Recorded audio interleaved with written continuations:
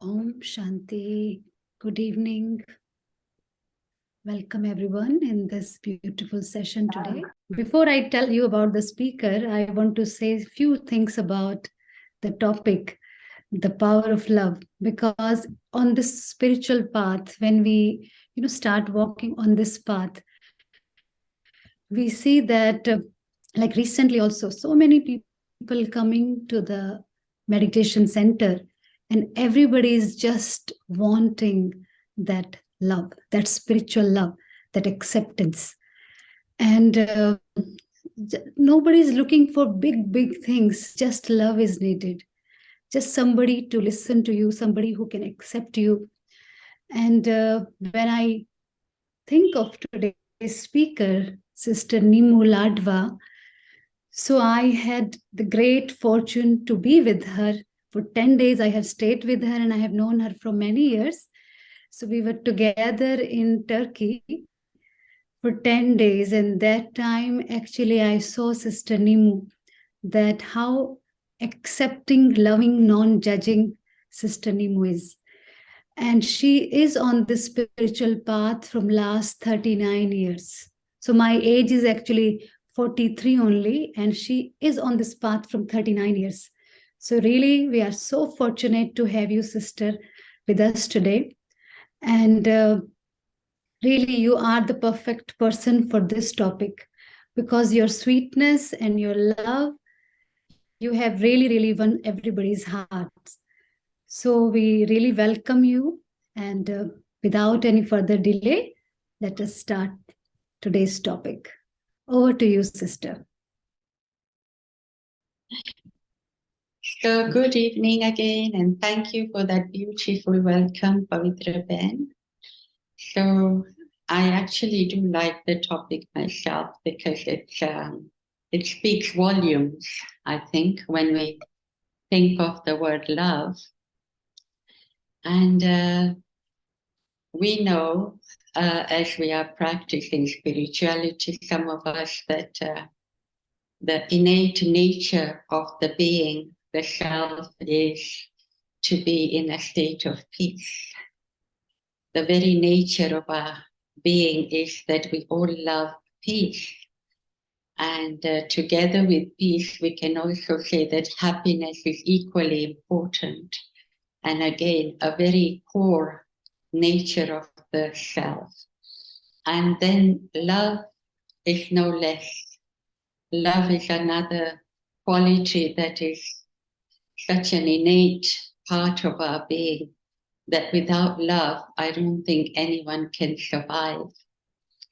So I was, as we were out today, I was thinking in my mind that if I wanted to have love from somebody, what kind of love would I want to have? Or how would I want to be loved by someone or people or whatever? And we know that there are many different kinds of love. There can be selfish love, there can be possessive love, there can be love that is demanding or expecting. And when we experience this, we know that we don't feel good or we don't feel healthy, because demanding and selfish and expecting, this doesn't allow the soul to freely experience that love. So in a relationship where I may be experiencing this kind of things, I actually ask myself the question, is my time and energy worth investing in a relationship that is demanding or expecting or being possessive or whatever? Because we know that the soul loves freedom. The soul loves to be free. The soul loves to be independent. And the only way we can be independent is not to depend on anything or anyone. And sometimes love makes us dependent on people. And we cannot imagine our life without the other being. And the other thought that came to my mind was that we used to write. I remember when I was a girl at school, maybe 10 years or whatever, and you have a bio, it's like a little notebook where you ask people to sign in it, when you leave school. And some people wrote in there that to meet, to know, and to love, and then to depart is a sad tale of many human hearts. Yeah, we heard all this before, that we can meet people, we can know them, we can love them, but then when the time comes when we have to depart, one person has to leave the other for some reason or another, whether it be death or divorce or whatever, then we call this a sad tale of human hearts. And we talk about this in the form of my heart is broken. And sometimes people even say, my heart is broken in 1,000 pieces, and how to mend this heart that is broken in 1,000 pieces. And I was asking myself today that why do we say it's a sad tale of many human hearts? Because actually, when my mother passed away, it was the first experience of someone very close passing away. Up until then, had not experienced a very close person in our life leaving us. So when my mother passed away, she was the closest, of course. And when she went away, there was a feeling of sadness and loss. But very soon, because of spirituality and practice of spirituality, I realized that she actually has given so much than, taken from us, in a sense that we have so much to look up to for what she has made us and gave us, and to value that, and to value her journey and her life, and appreciate what was there. And I truly can remember thanking the higher source, the higher power, and saying that thank you for bringing such a beautiful soul in our life. And that was our mother. And instead of crying or instead of feeling sad, or I realized a lot of people, when they have funerals, they say we are celebrating the life of our so-and-so. And when they use the word celebration, it's like they are respecting and honoring that person in their life and all the nice things that they may have done or given to you. So honoring someone or respecting someone in this way is a really a matter of joy. It's not a matter of sadness or loss. So whenever I think of my mother, I don't think of her with sadness or loss, but I think of her with great love and all the things that she had taught us and made us and, given to us. So when love is accepted, the abundance in a relationship as opposed to loss in a relationship, then you can accept that relationship on any level. But if there is an expectation in a relationship, then, or if my needs are not met with the other person, then we will question that relationship. So very often when I'm teaching the course and I talk about connecting with the divine, the higher source, we say, what kind of qualities would you like in the divine? Or what kind of qualities would you like in someone you love or want to love? And often there are things like someone who can understand me, someone who can love me unconditionally. These are the kind of qualities, or respect me as I am. Often when we love somebody, we want to change them. We want to change them to be how we want to see them, not accept them as they are. And I truly feel that the highest form of respect for anyone is to love them for who they are and what they are, and not to have a vision of them anything other than what they are. And love for that person means love for whoever they are and whatever they are. So if I am accepting a person with all their beautiful qualities, I'm also accepting them with whatever I may be seeing as not right. But not seeing something right is my vision and my fault. It's not that there's something wrong with them, but my expectation is not allowing me to see them in their perfect form. And when I see somebody in that beautiful way, that they are perfect in their own right, I may have a question about them, but they are perfect in their own right. Then this kind of feeling or vision towards others allows us to love them unconditionally. And unconditional love means that there are no conditions attached to the relationship. So it's not like, I love you if you do this, or I love you if you buy me this, or I love you if you are sad when I'm sad.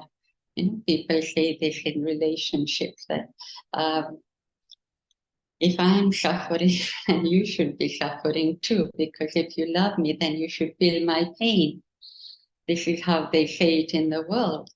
And we are saying, no, love doesn't mean that when somebody is sad, I have to be sad.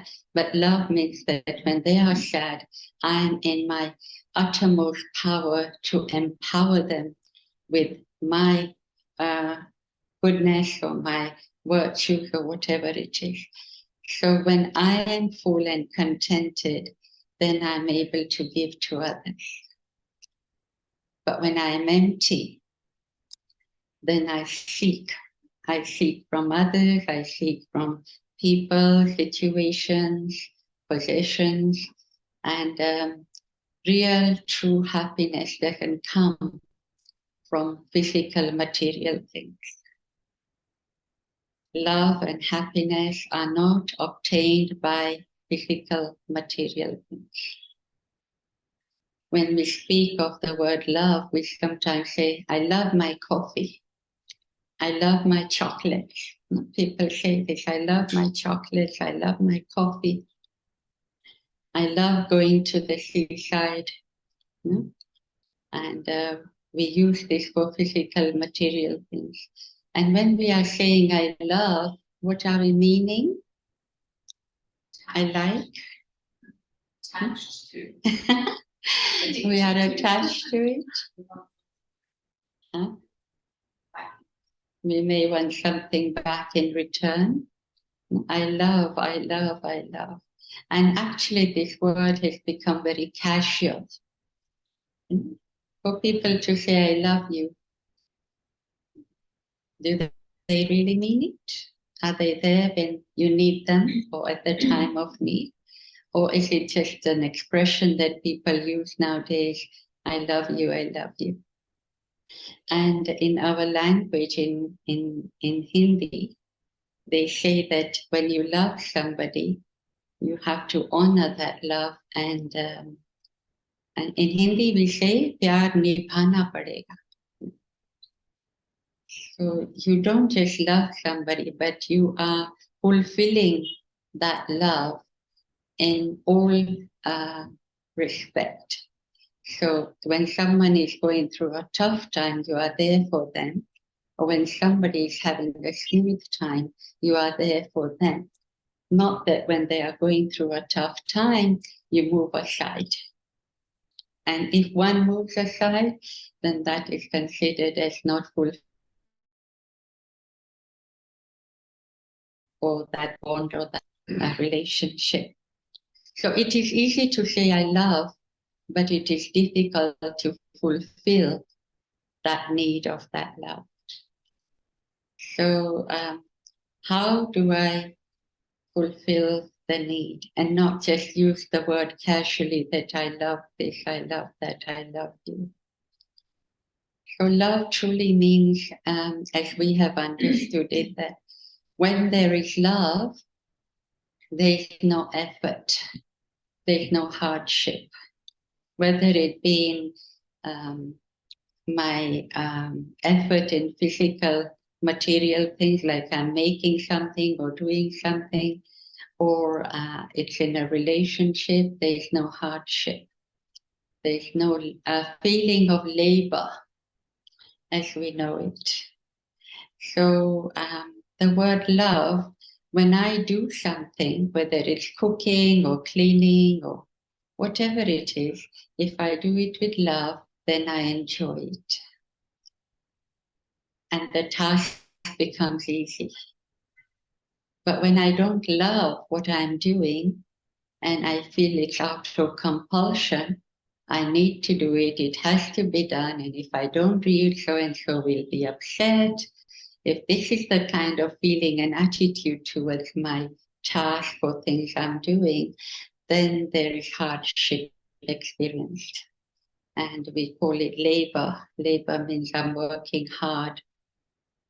So we have understood that when something is done out of love, then there is success.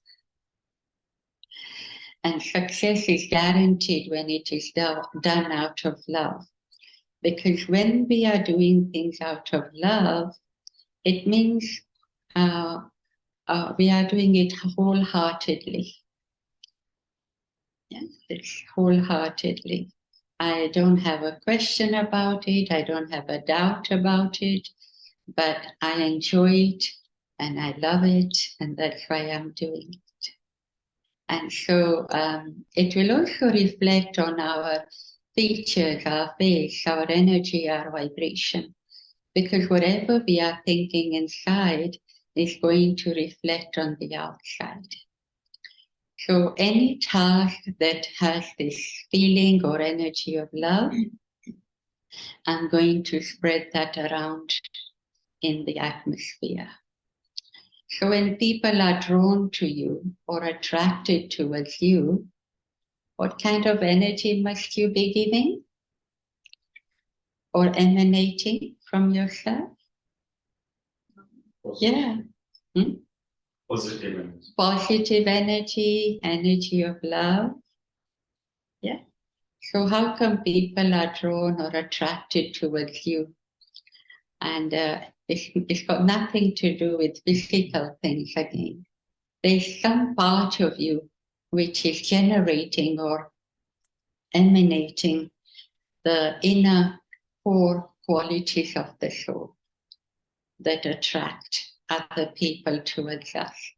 So sometimes we know that a person can be very beautiful, but if they have ego or arrogance or their nature is not very friendly, their beauty doesn't attract you, physical beauty.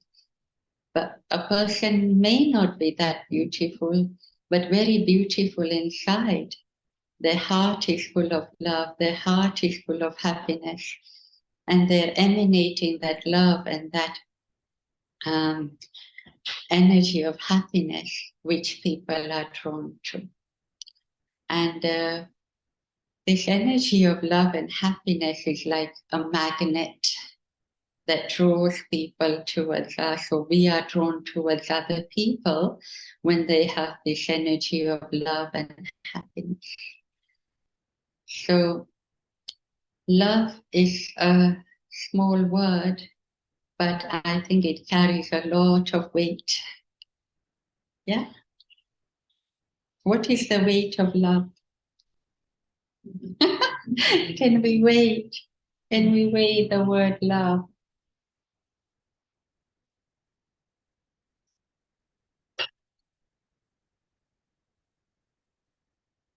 You cannot really wait, can you? So this is the feeling that when now I was asking myself, I often feel very contented with life and very happy with life, because I think I've allowed the divine to help me in my day-to-day life. So meditation is a tool which we use to connect with the divine source, the higher power, the higher energy. And it is through this meditation that we are able to fill ourselves with these innate qualities of the self. So I just mentioned like three: peace and happiness and love. But there is the power of love and happiness and peace and joy and strength and purity and wisdom and cheerfulness and simplicity, and all these powers or virtues we can easily attain in ourselves through that link with that source, that divine being. Because we learn to love everybody unconditionally, as we would say that the divine is able to love everybody unconditionally. When our vision becomes one of brotherhood or a family which is connected to the divine, then I don't have this attitude of you and me, yours and mine. We go beyond this consciousness of dividing ourselves.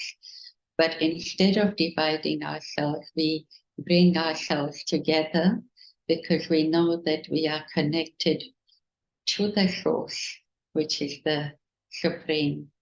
And we call it energy, higher energy, the divine source, the supreme source, whichever one is comfortable with, we connect with that source. And the beautiful thing about this divine source is that it's full of virtues and powers. So if you can imagine your parents who have everything and they want to give you everything, it is that kind of a feeling that the Supreme Parent is there for us. His treasure store is open for us. And we, through our meditation, the power of thought, are able to derive these qualities. And the way I imagine the Supreme, the Divine, is like a source of light. And we visualize the source of light like the sun. Everybody loves the sun, right? I've been really loving Egypt because I enjoy the warmth of the sun, the beautiful weather. And I sit here on the balcony and I'm just looking at the sun and absorbing the warmth of the sun and the rays of the sun. And it's really an amazing experience. I'm talking about the physical sun, just sitting in front of it and enjoying it. Now, if we can spiritually think of the sun of knowledge, which is the divine, the one who has all the wisdom and all the virtues and all the powers. So when I visualize the divine to be like the sun, and we are linking with that source, then we can draw that energy and that power from that source into our own lives. And meditation is not just working while we are sitting there and having this good experience, but we are able to carry this experience into our day-to-day life.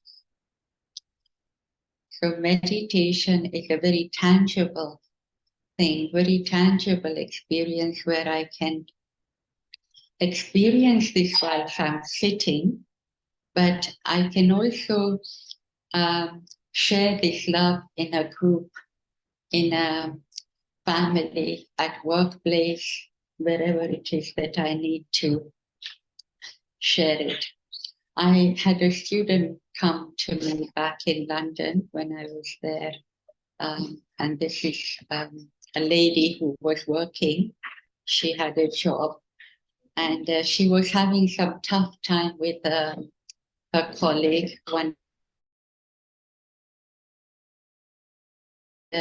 She said, you know, Nimu Ben, I've tried so hard to make her understand, but now what I'm going to do is I'm going to kill her with love.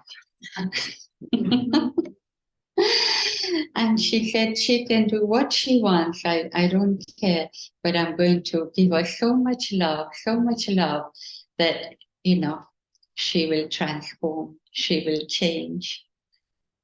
So I thought, what a beautiful way to, the word kill sounds a bit, you know, not nice. Yeah. Ruthless, or however we would like to call it. But she said, I will kill her with love. So I thought, wow, this sister has so much love to offer. No matter what the other person is doing, she has so much love to offer that she will melt the heart of the other person. You know, like you can be not nice to people, but they are constantly nice to you. Then what happens eventually?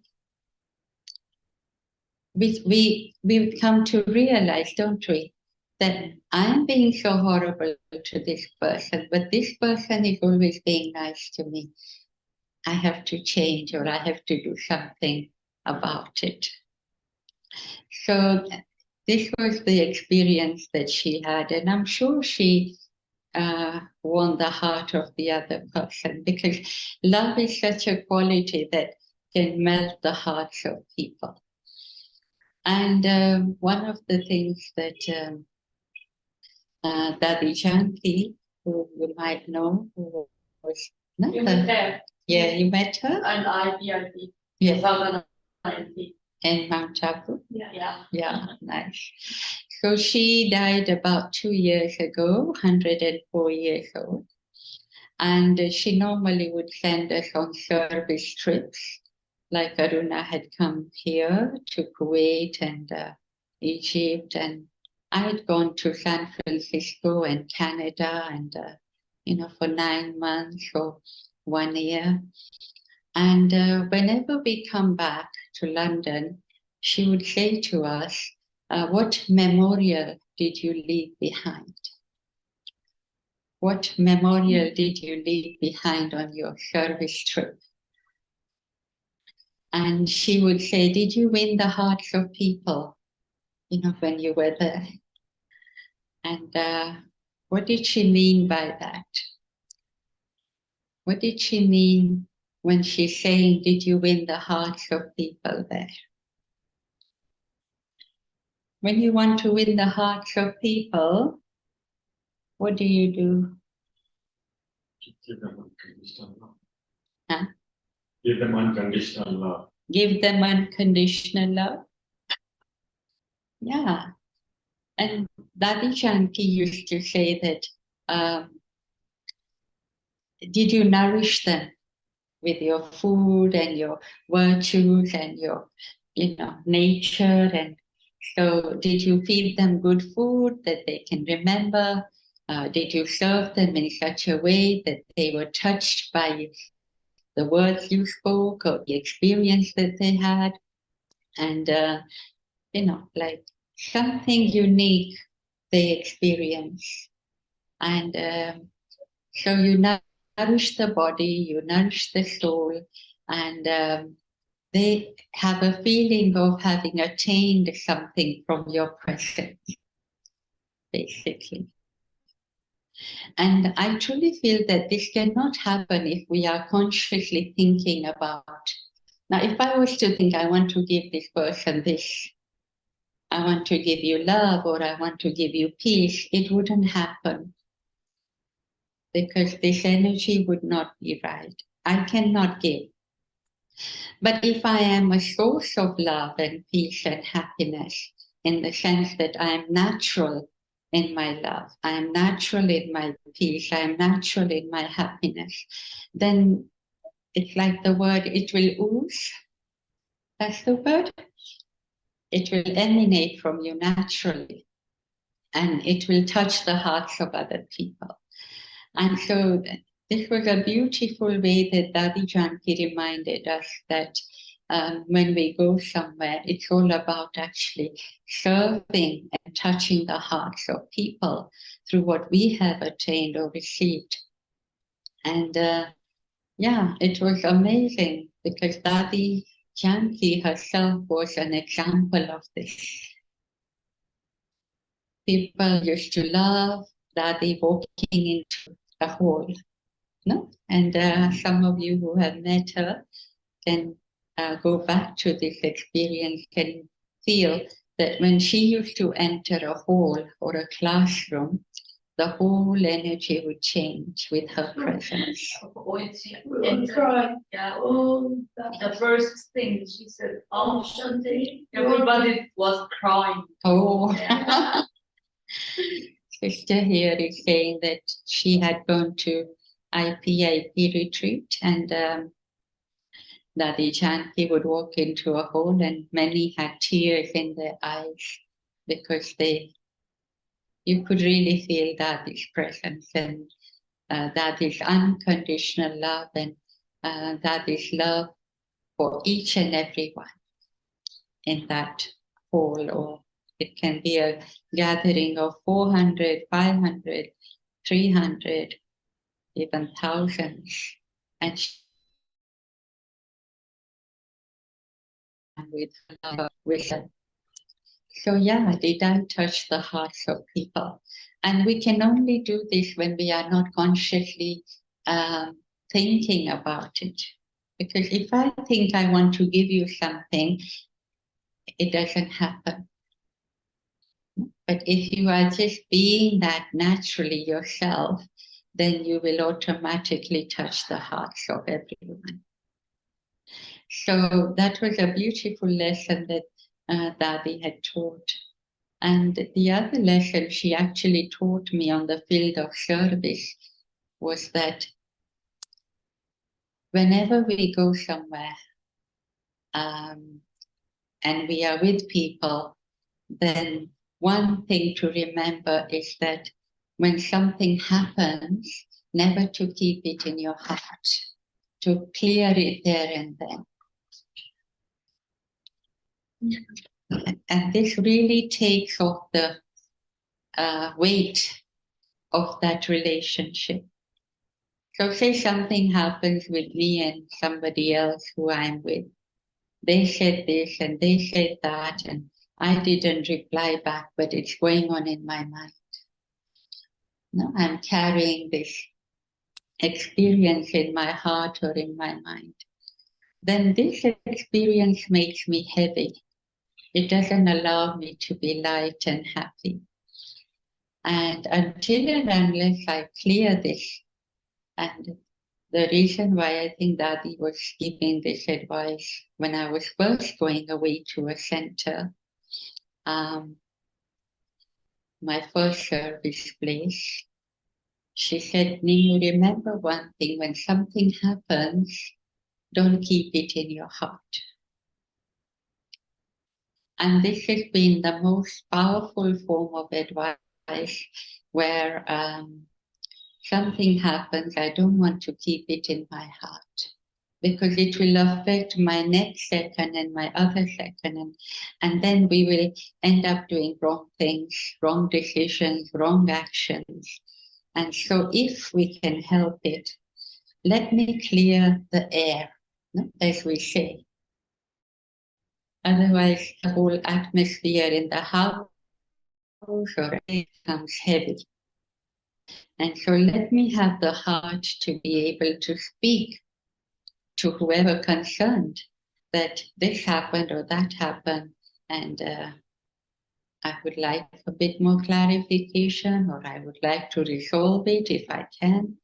And I think that really does help in relationships. If I can sort out any issues that take place there and then. Now imagine something has happened happened today, and a week later you are saying, last week you did this and you did that and you said this, and they say, what?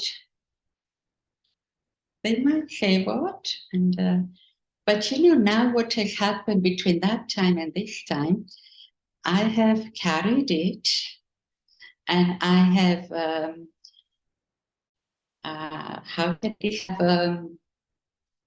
felt maybe sorrow from it or bitterness from it.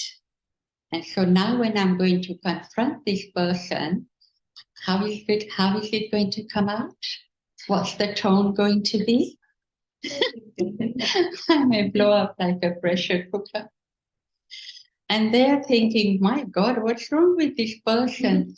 This tiny thing happened last week. This little incident happened last week, and they're still carrying it in their head, in their heart. It may be a tiny thing for them, but maybe I made it so big over the week that now it's really bugging me, really bothering me. And, sometimes it really bugs us to such an extent where I feel I don't want to see this person. I don't want to meet this person. They upset my feelings, my emotions. And I don't think that's the right expression to say they upset my feelings and emotions. So one thing I really love about Raj Yoga meditation is that we are learning to empower ourselves. And when something happens, we are not pointing a finger at somebody and saying, you did this, you said this, you said that. The finger is being turned inward, and I'm saying, okay, what happened here just now? How did I contribute to what just happened? Right? If I can understand how I contributed, what I contributed to what was the outcome, then I will not blame anybody for what has happened, but I will correct myself and move on in the situation. And that's the biggest empowerment we can have for ourselves, is to not play this blame game, as people say. When we are blaming others all the time, it's like we are not taking responsibility for ourselves. And one of the things we learn is to actually not react to situations, but to respond to situations in the right way. So 99% of the time, sometimes we are reacting to situations instead of responding. Is there a difference? Reacting and responding. Responding means I am in charge, I am in control. Reacting means I have no control over my feelings or emotions. I reacted to something somebody said, I reacted to the way they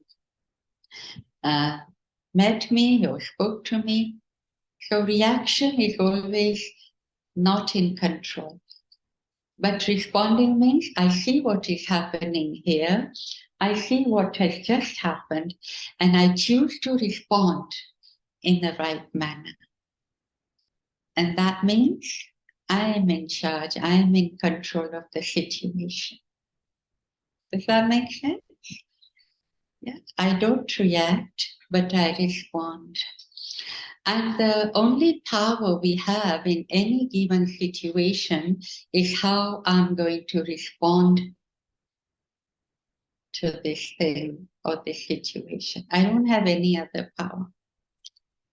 I choose to respond in the manner that is healthy, or respond in a manner that is going to be beneficial for both parties, because that is the way I can actually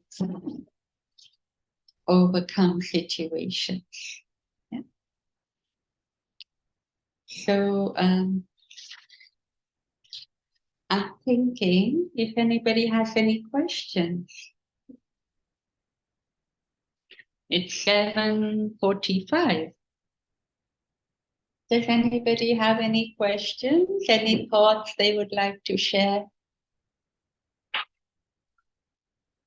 The power of love is, I think, everybody knows about it and can see how it can work wonders for us if we can work out of love. So the other aspect of this is where we say that I need to get angry in order for people to hear me. At workplaces, this can happen. And or parents are getting angry and shouting and say, if I don't shout and scream, my children don't listen to me.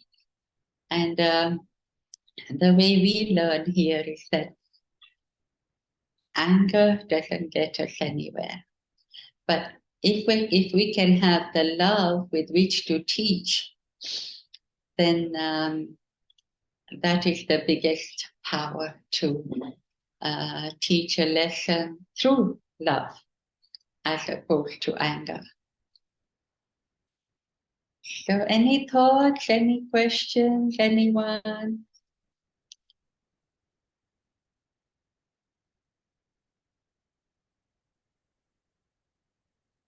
No?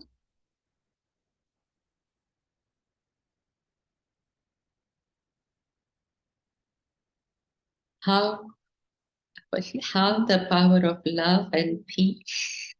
1 minute, I think there's a question on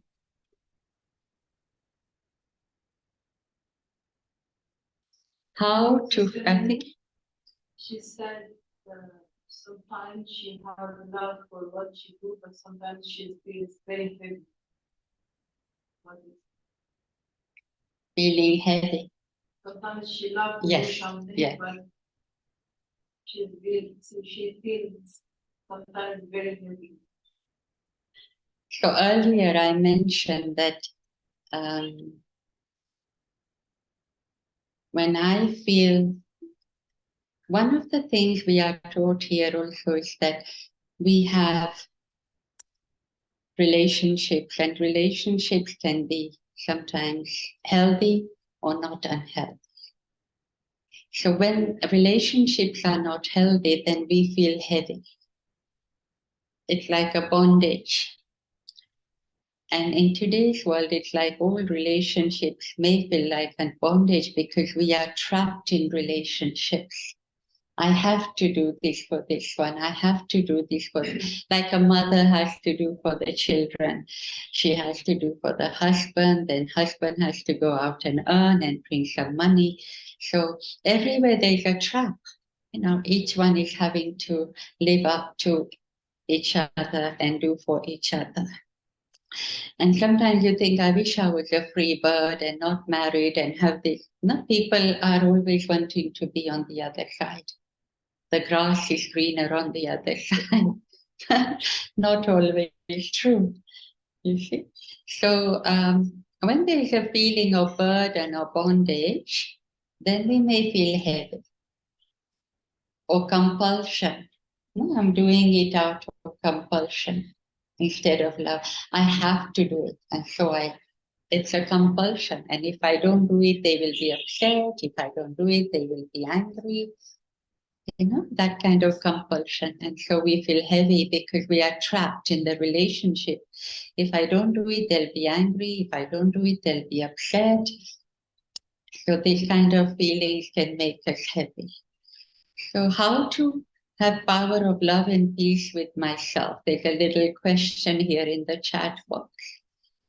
So peace and love we feel from the divine, the higher source, the higher power, by connecting to the light, the supreme light.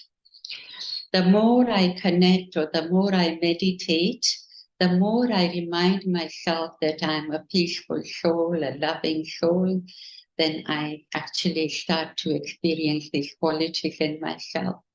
So in the day, the easy way to do this is to say, I am a peaceful soul. I am a peaceful soul.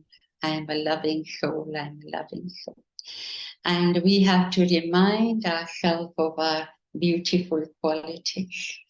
If we don't remind ourselves, then the negative, yeah, I'm no good, I can't do this, I can't do that, So that sort of makes us heavy. Any other thoughts? Any other questions?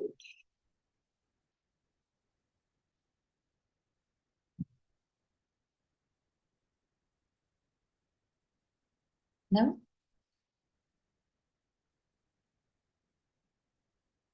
Well, one thought I had is that very often we spend our lives doing things that we're kind of conditioned to do. I think a lot of people don't actually stop to make conscious decisions about their lives, Yes. what they do and how they live. So they can't help being reactive. In many ways, they're in positions or situations that make them very uncomfortable. Yes. But then you realise that with the benefit of hindsight, you don't think about it when you go into the Yes. situation maybe. That reminds me, we were having a conversation earlier and I was saying to this person, you should always read the small print before you sign up for anything or do anything. So the small print has a lot more to say than just what seems nice on a superficial level. So of course, every relationship is demanding and has a lot of responsibility. And I need to be fully aware of what I need to do or part I need to play in this particular relationship. It cannot be just take and not give, because this won't last very long. No? Relationship where I'm taking doesn't last. And this is why we say we need to question our relationship sometimes, that is it worth my time and energy in this relationship, for example. So somebody is saying, when alone I vibrate at high frequency, but being in too much people, I feel drained. That's a good question. Yeah. Oh. Being alone, you are high frequency, but being in with too much people, I feel drained. So should it be the other way around? Actually, when we are with people, why do we feel drained? Drained, no energy, drained when we are with people. So actually this experience is where, you go shopping and you come back drained. Have you ever felt that? You've gone into town for a couple of hours and you come back drained. Because the energy out there is hustle and bustle. It's all money, money, money, and buy, and tempting, and that's the kind of energy out there. So you are exposed to that energy, you will feel drained. So sometimes when you are in a group of people who are demanding or expecting too much of you, then you will feel drained. But it's not that I'm not able to deliver what they want. So that's why I feel drained. But if I was to empower myself with these qualities, love and peace and happiness, then I would not feel drained. So I need to rise above the frequency of other people and vibrate at a level that is not the frequency that they are giving, but your frequency should be of a higher energy and higher quality. So the quality of their frequency is, of course, lower.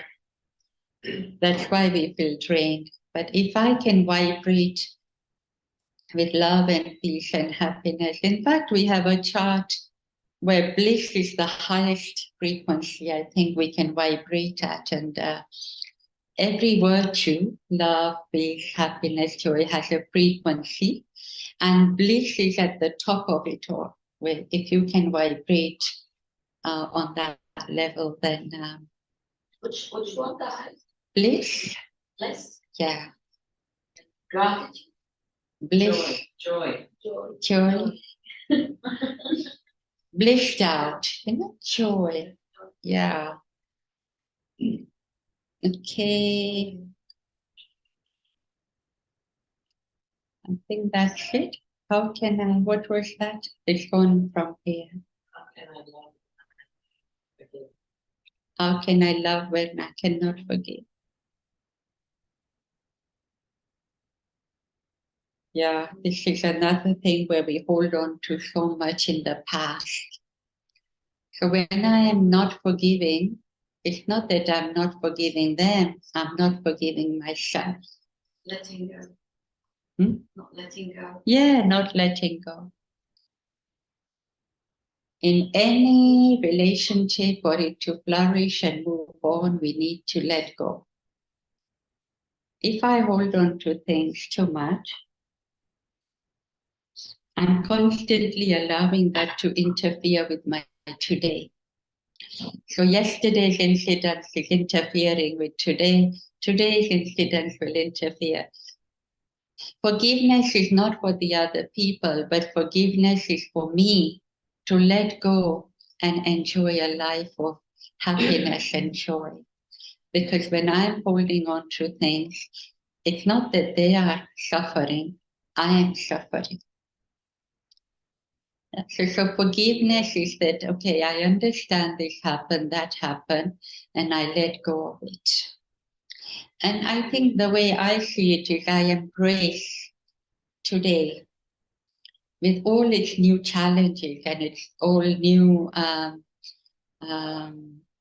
assets that it brings into my life, and have a new fresh start each day, as opposed to have yesterday's budget brought into today, which may not be a good currency. So if I have experienced bitterness yesterday, I cannot carry it forward today. It won't allow me to be happy. So every night I have to see what's happened in my day's trauma, and I have to let go. And really, holding on is not healthy for us. You will end up with body illnesses as well. So when I'm suppressing things and not releasing, then emotionally I will also not be healthy. And physically it will have an impact on my body as well. Because emotional state of mind is reflecting on our physical state of being. So if my thoughts are not healthy, basically, then my body will not be healthy either. So how many of us like to eat stale food? Do we like to eat stale food that's been sitting outside all night and then it's sort of fermented and not smelling nice? And so carrying bitter thoughts and, things of yesterday which were not a good experience is like still eating stale food. Mentally eating stale food is like revising and going back to what happened yesterday and what they said and I said, and it's not healthy. We learn from yesterday and let go. We can't change the past, true. Somebody's saying. We can't change the past, but we can learn from it and improve our today. Surely good. Any thoughts, anyone? Well, that's interesting. But it's not typically human. Humans have a great tendency to hold on to things. In fact, some whole nations have a psyche of remembering past trauma. Yeah. And they make it into a huge thing because if they won't allow people to let go. Yeah. Not just forgive, it's forget. It's true. But it seems that human beings have a tendency to do the very opposite, to damage ourselves. Yeah. To continue damage. Which is sad. Because we're not taught the healthy way. Sister here is saying we have this tendency to hold on and not let go. And we actually damage ourselves by holding on to past and not letting go. So when people have had really bad experiences, it's difficult. But then, there are many people out there who are helping people to let go of these kind of traumas and experiences that may not have been that nice in their life. So help is there, help is out there. All I need to do is seek, and I will receive. But I need to come to this point where I can say I've had enough and I want to let go, or I want to change. Yeah, so when I start to think like this, then solutions will come to me, answers will come to me. If I'm not ready to let go, then I will not receive that help. I will not receive that help from people or whatever, in whatever form that help comes. Gonna have a little meditation now. Aruna Ben is going to do a little commentary.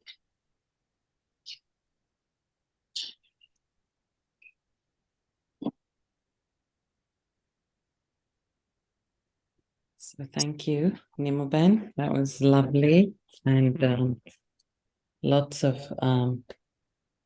lovely examples and stories.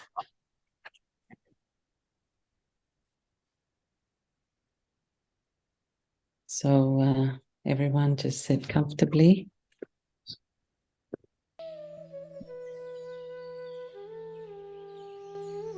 And let's take this time to really firstly love ourselves. So what does that look like?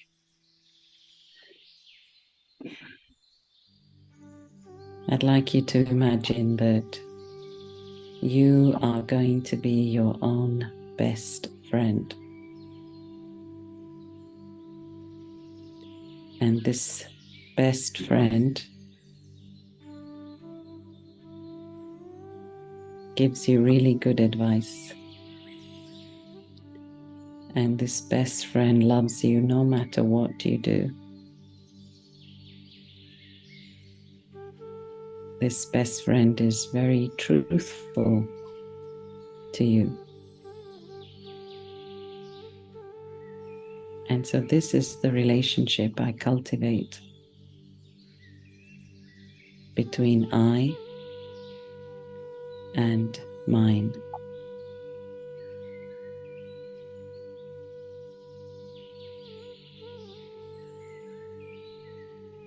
In other words, between I and me.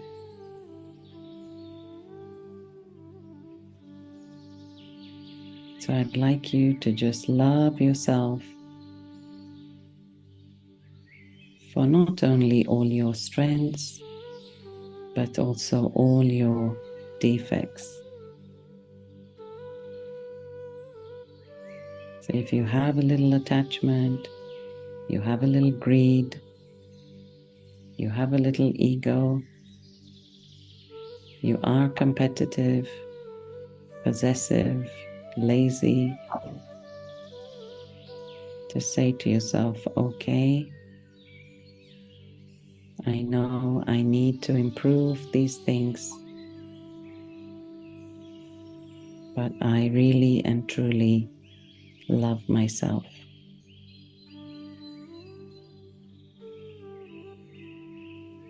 So just say that to yourself in your mind, quietly.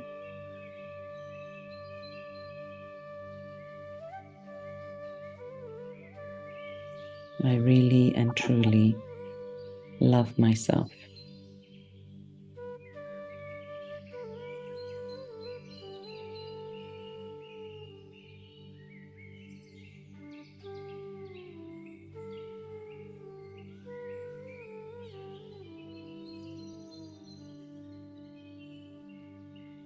And when I've filled myself with love, this kind of love,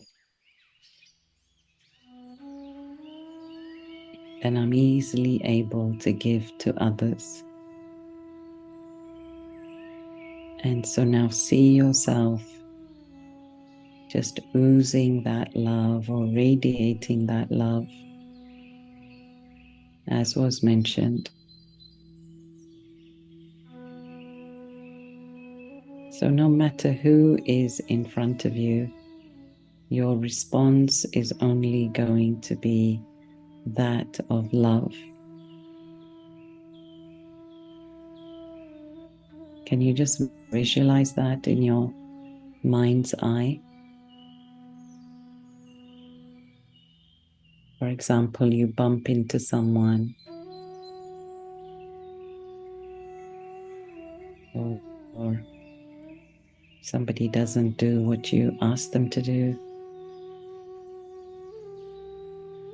or somebody spilt some coffee on your nice white dress.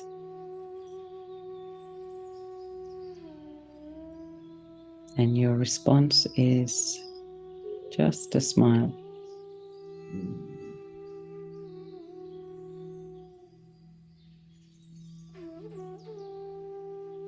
I'm sure there's nobody out there creating a conspiracy to hurt me.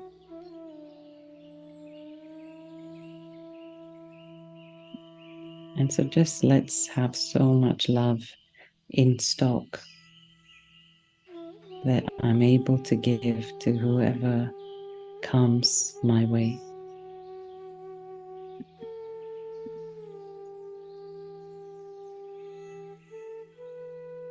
And now we just have love for everything around us.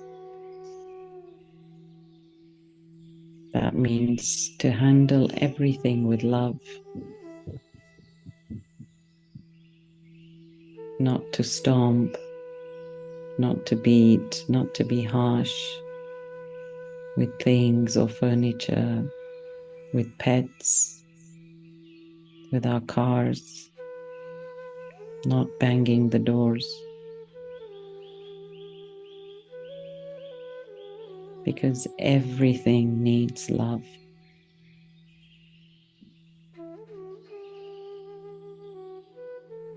We are gentle with plants, with nature.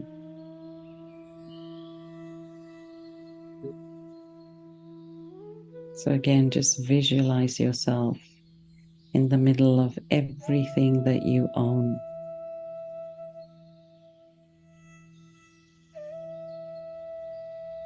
And just give it a gentle touch of love.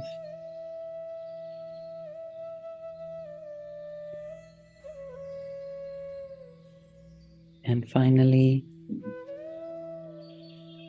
to love God.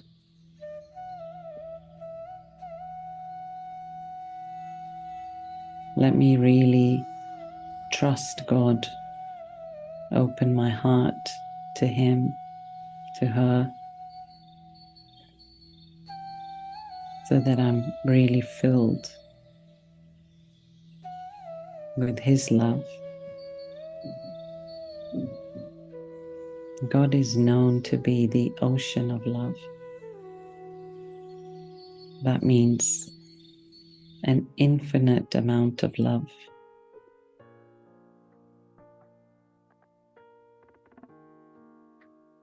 And so anytime you feel a little empty, a little thirsty, a little hungry for love,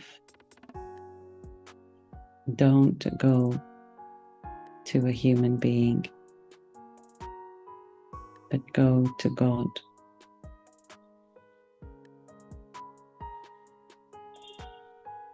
He's just a thought away. This very loving, kind, caring being.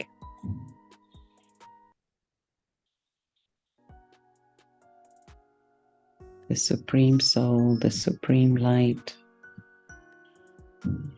is just wanting, wishing to shower me with His love. And all I need to do is just make myself present.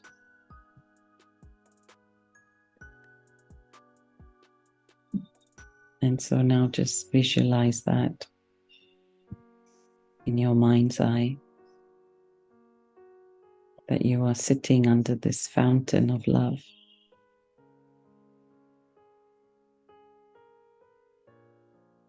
And just being loved unconditionally by God.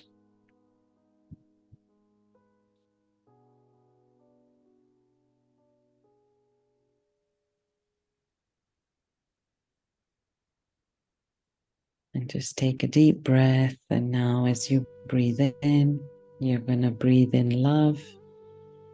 And as you breathe out, you're going to breathe out love too. Om Shanti.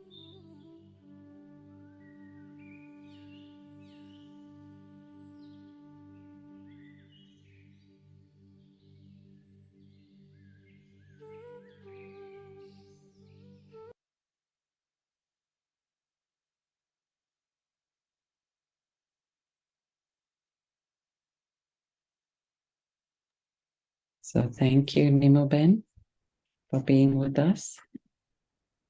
And thank you everyone on Zoom. Hope you enjoyed it. And we'll be putting it up on YouTube so that you can hear it later. Thank you and good night. Shanti, good Om night. Shanti.